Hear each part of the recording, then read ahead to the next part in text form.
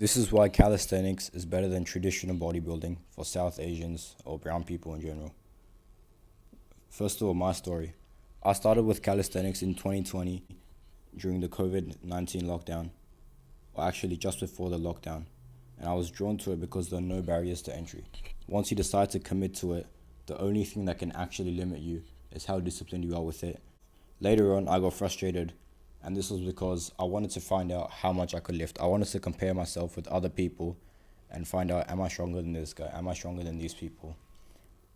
This was my ego speaking to me, and this caused me to switch to weights in 2022. Because of my calisthenics background, I had a pretty decent starting strength level in weights. So I could do a 1 times body weight bench. So I was probably around maybe 60 kilos back then. So I could bench a plate on each side within 6 to 8 months of starting out. But the time and money commitment made lifting harder when I was busy. So when I had exams on, or when I had a lot of period I'll go out a lot, weightlifting was extremely hard to keep up with because of the time they have to put in to set up the equipment and everything. It would honestly take probably double the amount of time as actually training calisthenics. So I switched back to calisthenics at the start of this year. Why is calisthenics better for us? The best type of training is the one that is easiest to stick to and the one that you like the most. You tend to enjoy stuff more if you realize you're gifted at it or you're better than other people. One is our genetic advantages. South Asians usually have small, light frames, resulting in great strength to weight ratios when we actually build muscle. But unfortunately, no one really cares about this in the context of regular gym performance, unless you're elite powerlifter or something. Contrary to lifting, your strength to weight ratio is arguably the most important part of calisthenics progression. If I give you an example, a 70 kilo guy benching 120 kilos, so that's 1.7 times body weight, gets less recognition than a 100 kilo guy benching 150 kilograms, which is 1.5 times body weight. They're both impressive feats, but absolute bigger lifts are rarer and more respected. You can make the point that the smaller guy has like a mechanical advantage in the lift, and that's why that's why he has a better strength to weight ratio. But that's the same reason why smaller people that lift bigger weights get less recognition, because people make these excuses against them. People still respect the amount of work that the small lifter put in, but in terms of absolute achievement in a field of training, why not do the one where it's easier for you to be the best at? You can still be great at lifting weights and get great PRs, but unless you're on elite levels of strength, like a competitive powerlifter, why not be exceptional in the field of calisthenics? Number 2 is no barriers to entry.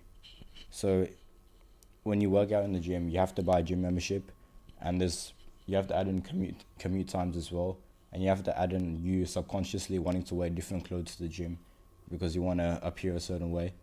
But that all goes away with calisthenics. There's literally zero barriers to entry. Number 3 is, I already said this, ease of time commitment. This is a bit of a cliche argument, but calisthenics saves you a lot of time.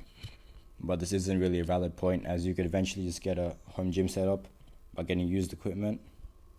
But then again, if you want the cheapest budget gym setup, you can just get literally a pull-up bar on your door for $10. 4 is the ease of financial commitment.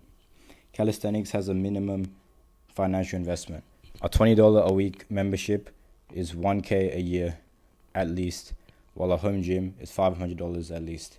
You can use this money for investment in other areas such as nutrition or clothing, which will improve how you see yourself and will improve your actual gym progress, the nutrition part. Number five is authenticity in content. Most popular fitness content creators are not natural, and however, most calisthenics creators are natural. And the reason for this is there's not really much reason to have extra muscle when you're competing in calisthenics compared to people that are competing in bodybuilding or powerlifting. Now, the obvious thing that goes against this is calisthenics content creators, which are doing like a form of calisthenics bodybuilding. But for calisthenics content creators who strictly focus on how far they can get in the skill, they're usually natural, and them being natural makes them more relatable to me and you, who are, I'm assuming, we are natural as well. Summary of reasons to start calisthenics as a South Asian are: 1, you're genetically blessed to progress fast due to our frame, with no issues in you getting big if you eat in a surplus. Number 2 is it's cost and time effective. Number 3 is you have reliable content creators. Number 4 is there's no barriers to entry. And number 5, these reasons will combine together to make you consistent and ultimately build more muscle. Thanks for watching.